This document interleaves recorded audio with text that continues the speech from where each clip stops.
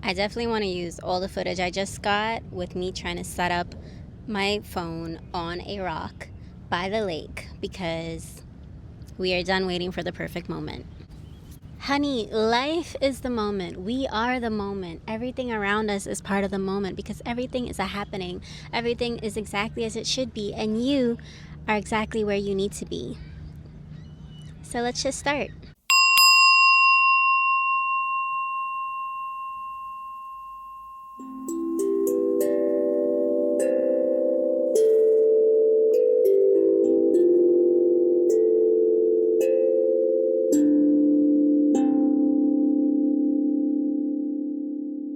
Namaste.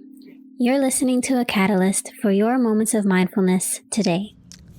This is going down in Catalyst history as the first podcast episode I have ever recorded outdoors. So I have no idea how this will hold up, but I have mini segments, all under 20 minutes. So we're going to see how this goes. If all else fails, I will go home, I will record it in my studio, and lesson learned. But the only way we'll know if this works is if we try it. And that has truly been my motto over the past year when I took a year sabbatical, off from creating, off from podcasting, and off from even my own business to recalibrate, reconnect, and rejuvenate after suffering from burnout from my 9-to-5 job and everything that I had on my plate on top of getting laid off. So let's get into it. But first, I'd like to thank you for tuning in with me today. And if you're new here, welcome. I look forward to guiding you closer to your heart center in this segment. And be sure to check us out on YouTube today because, like I said, we are outdoors. And be sure to like this video or give me a thumbs up if you're enjoying the outdoor landscape because I think it adds to the mindful nature of my segments, you know? Being one with nature is everything I'm about. So I feel like we're getting the best of both worlds right now. So it may come as a surprise after being divinely redirected last April in my life path, in my career path, I found my calling in working with children, aka I call them the next generation of mindful leaders. And you might be wondering, how did I end up working with children? It kind of makes sense because I was working in a York University, an educational sector, an educational setting, and education has been such a big part of my life, not only going through traditional schooling, but I also went through 6 years of post-grad education. So it's been a big part of my life. And what I failed to realize is the missing piece of my puzzle was actually working with children. This all changed for me when I said yes, took a risk, took a leap of faith in teaching children's yoga classes last October. I was referred for this position to work with the Peel District School Board to teach yoga to students, and I could have gotten in my head about I've never worked with students before, I've never taught yoga to children before, I don't know what it's like. I could have very well talked myself out of it. However, I said yes to learning, to expanding, to growing, to being outside of my comfort zone because that's where we grow. And lo and behold, I found my passion, my love, because seeing the joy in children's faces when you teach them something new, learning from them, because they are truly the teachers in the classroom with their curiosity, their openness, their natural love for life, their childlike wonder is something that we always come back to, and they naturally have that. So I was so full of joy working with them, and more than anything, I love the opportunity that was presented in front of me to shape the minds of the next generation. This is important because when I was working at the university level, there was a lot of hierarchy to get through to approve simple ideas, and that made the overall process of developing, educating, doing something new very difficult. And not to say the public system is any different, but there are so many more layers and so many more areas of opportunity. And this was something that I felt very passionately about because I saw firsthand a change in the education system from when I was growing up, from New York, then moving to Ontario, Canada, and now being back in the public education sector. At this time, I can drastically see how much has changed and how that change carries on to the university level because we were always faced with different client challenges, whether that was due to enrollment, to funding, to tuition, to Whatever it is, there are areas of opportunity at every level, and this awakened something inside of me. The notion that I can create change, that by working together with the right tools, the right people, the right connections, we can bring mindfulness into the school system in a healthy, inclusive, and accessible way. And I would have never known this within me, within the system, if I didn't say yes, if I didn't branch out of my comfort zone, whether it was from saying yes to teaching kids or doing a podcast segment outdoors. We never know what will happen. And one of my favorite quotes that really changed my life when I first heard it goes something along the lines of, the life that you are living now doesn't have to be the only life that you will ever live. Meaning, if life is art, you hold a paintbrush. If you're writing a story, you hold a pen. You get to decide what the next chapter says. And something that my year off really taught me is that it really gave me the opportunity to unravel, undo any layers of conditioning that I had, any limiting beliefs that I had on what I can and can't do, what's possible or not possible, where the ceiling is in my life, or if there even is a ceiling. And that was only possible through taking the time to self-introspect with myself, to be really honest about myself, about where I want to go, what I want to do, and what is the most alive for me right now. If you take anything away from this segment, to journal on, to contemplate what is most alive for you right now. How can you bring more of that into your life? How can you follow that spark of curiosity? That is something I see every day with my kids that I teach, is that once their attention fixates on something, they will follow it to the ends of class, trying to solve it, trying to have the answer, or trying to have their voice heard. And that notion of having our voice heard starts from a very young age, because as children, we all want our voice to be heard. And sometimes when we grow up, our voices weren't heard. And that stays with us all throughout life, to the point where we don't know how to listen to our own voice as adults. I know that firsthand, where I grew up with a lot of change in my life, from divorced parents to moving countries at a very young age, all before the age of 13.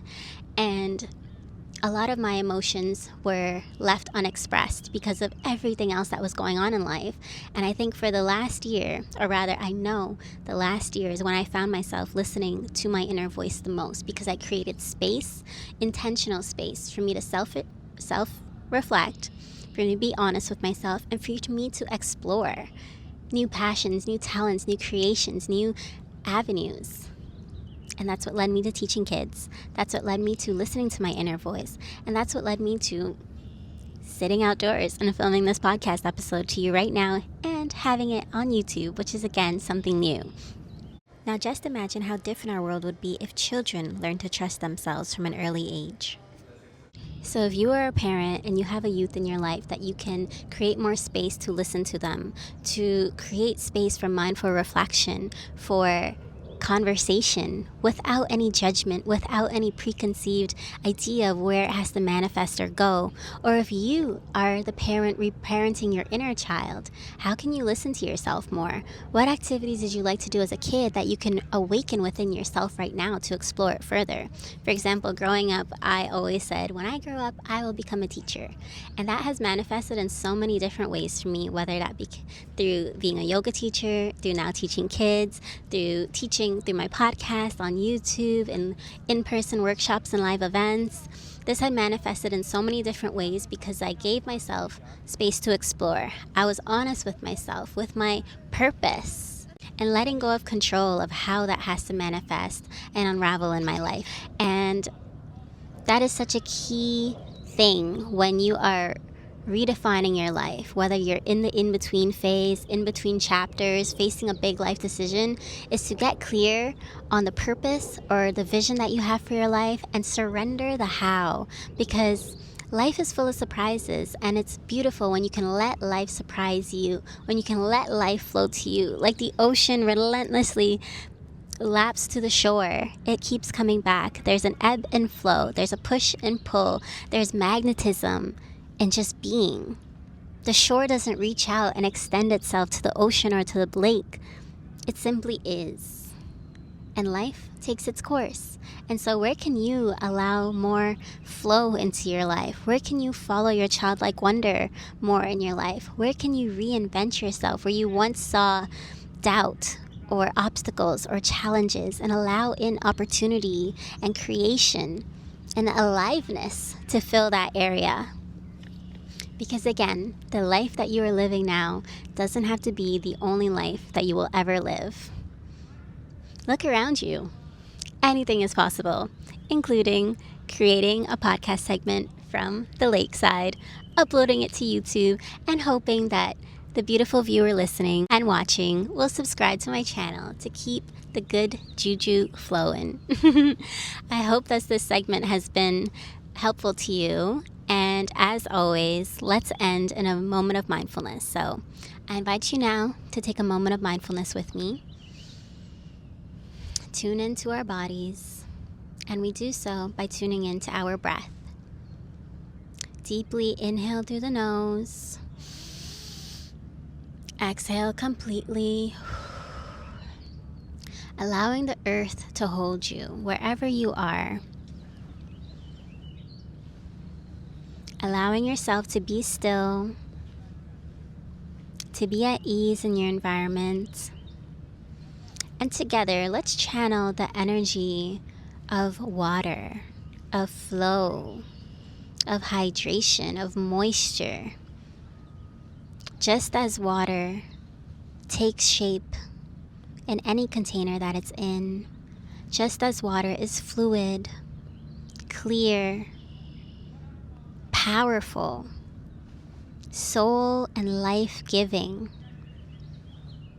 so are you. And whatever role you may play, in whatever phase of life you are in, and whatever is calling your attention right in this moment, know that is not without reason. You are here for a reason. And without complicating it, without forcing it, just as water does, we flow and we enjoy our purpose to live, to enjoy, to be free in whatever we choose in this life, just as water is free.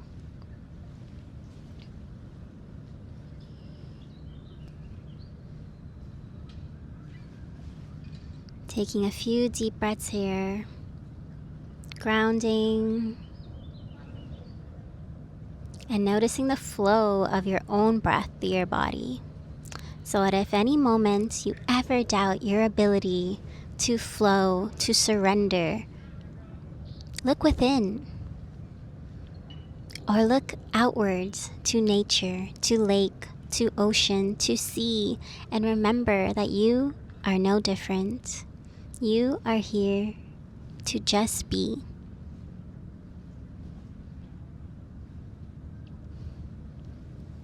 When you're ready, you can slowly open your eyes, looking beyond the screen before returning your gaze. I hope that you enjoyed tuning in with me today. Be sure to give this video a thumbs up or leave a comment and let me know if you would also enjoy being outdoors, if you also enjoy the free, beautiful, flowing nature of water, or where your favorite scene is in nature. I'd love to hear from you and look forward to seeing you in the next one. Thank you and namaste.